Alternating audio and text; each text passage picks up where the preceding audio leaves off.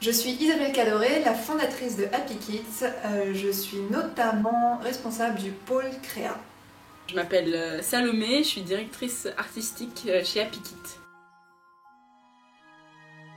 Chez Happy Kids, on a été les premiers à créer la collection des escape rooms, les premiers escape games à la maison, et les premiers scénarios étaient pour les adultes.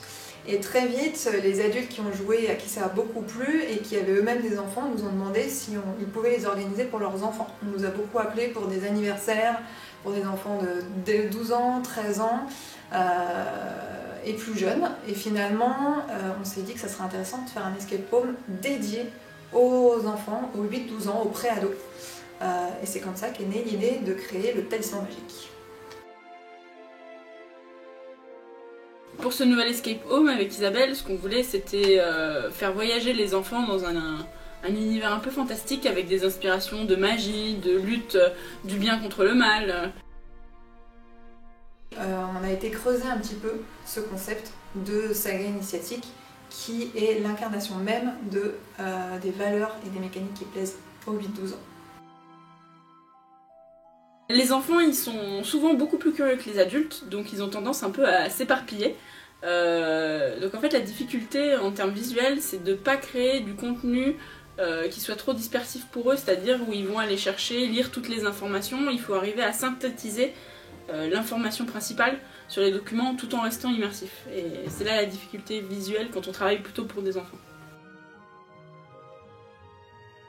Dans les sagas initiatiques, finalement, on retrouve toujours les mêmes valeurs qui sont très importantes pour les enfants de 8-12 ans. C'est les valeurs de l'amitié, les valeurs du courage, les valeurs liées à la loyauté aussi et à la vérité.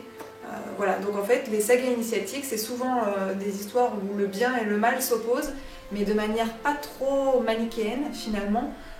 Puisque c'est pas juste le blanc contre le noir, des fois il y a un petit peu gris au milieu, il y a certains personnages, on ne sait pas s'ils sont totalement gentils ou totalement méchants, et c'est au héros d'apprendre à les découvrir et des fois à revenir sur sa première impression, et finalement c'est exactement comme ça que ça se passe dans notre vie à nous tous les jours.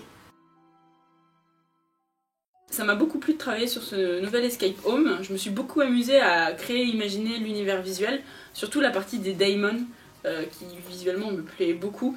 Mais le défi, ça a été justement, avec la difficulté de travailler pour les enfants, c'était de proposer un univers cohérent et facile d'accès pour eux, tout en ne tombant pas dans ce qui est facile à faire pour les enfants, c'est-à-dire des univers hyper basiques et hyper simples.